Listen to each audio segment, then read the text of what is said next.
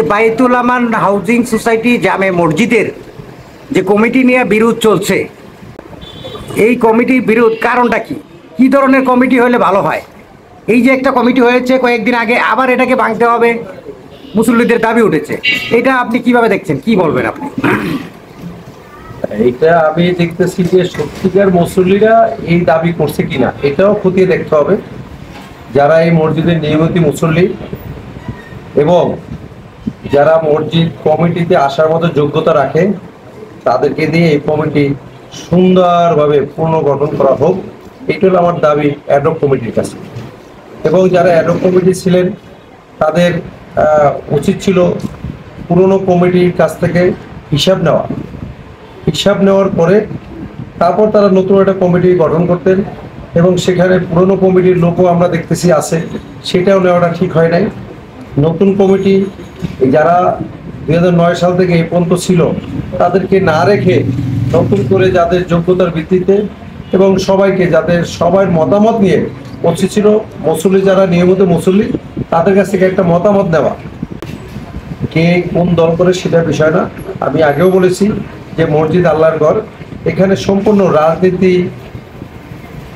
রাজনীতিহীন কোনো ধরনের রাজনীতি দল মত নির্বিশেষে মসজিদ কমিটি হবে, এবং মসজিদে যারা নিয়মিত নামাজ পড়বে যাদের যোগ্যতা রাখবে তারাই কমিটিতে থাকবে।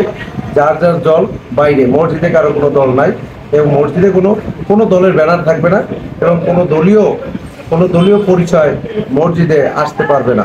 যার যার পরিচয় ব্যক্তিগত বাইরে থাকবে, মসজিদের কমিটিতে এই ধরনের পরিচয় কেউ আনতেও পারবে না। আমাদের দেখতে হবে যে যাদেরকে দায়িত্ব দেওয়া হয়েছে বা যারা দায়িত্ব পাবে বা দায়িত্বে আসতে চায় তাদের মসজিদ পরিচালনা করার সৎ সাহস, যোগ্যতা, গ্রহণযোগ্যতা আছে কিনা। যদি থাকে আমার কোনো আপত্তি নাই, এবং এখানে আপন জনতা যারা এখানে মুসল্লি তাদেরও আপত্তি থাকবে না। আমি মনে করি এই বিরোধ নিরসন হবে। আমি মনে করি এই নতুন কমিটিতে যে কোনো লিকেজ থাকে, যদি কারো চোখে ধরা পড়ে তাহলে সেটা যারা কমিটি করে দিয়েছেন অ্যাডহক কমিটি তাদের কাছে এই আবেদন তারা জানানোর পরিপ্রেক্ষিতে তারা আবার এটাকে খতিয়ে দেখবে যে কোনো লিকেজ আছে কিনা। যেরকম আমরা ইনফরমেশন পেয়েছি সেরকম তার ভিতরে এরকম আছে কিনা, যদি থাকে তাহলে সেটাকে তারা নিরসন করার চেষ্টা করবে, এটা আমি আশা করি।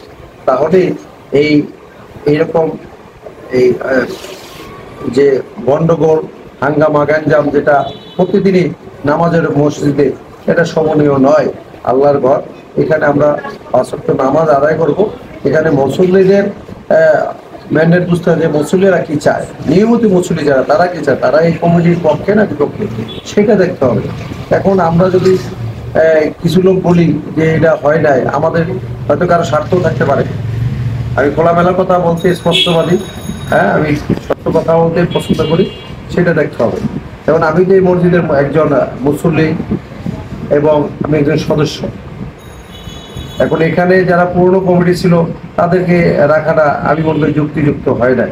হয়তো এখন যারা দাবি করতেছে আমার এই দাবির পরিপ্রেক্ষিতে হয়তো তাদেরকে বাদ দিয়ে এখানে আরও যাদের এর চেয়ে ভালো মেধা আছে, ভালো অভিজ্ঞতা আছে, হ্যাঁ, ভালো যারা বুঝেন মসজিদ সম্বন্ধে, কোরআন হাদিস সম্বন্ধে, তাদেরকে এখানে অ্যাড করা হোক, এটা আমার দাবি। তাহলে এই নিরসন, এই ঝামেলা মিট হয়ে যাবে, এই সমস্যার সমাধান হয়ে যাবে, এবং সবাই স্বচ্ছতার সাথে কাজ করতে পারবে। এবং যারা কমিটিতে তারাও যদি কোনো রকম দুর্নীতি বা কোনো রকম খারাপ, সেটাও আমাদের নজর রাখতে হবে।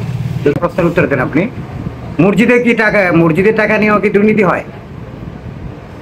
এটা আমি জানি না, এখন উঠতেছে। যেমন পুরোনো কমিটি যারা ছিল তাদের নামে এরকম বিভিন্ন গুঞ্জন উঠতেছে, কিন্তু যারা পুরোনো কমিটি ছিল তাদের উচিত ছিল যখন তাদের নামে কোনো এটা বেলে মারছে, তখন তাদের উচিত ছিল যে তারা একটা মিটিং ডেকে অন্তপক্ষে যারা অ্যাডহক কমিটিতে ছিলেন যদি ইয়াটা দিতে পারতো, তাহলে আমরা মনে করতাম তাদের ভিতরে দুর্নীতি নাই।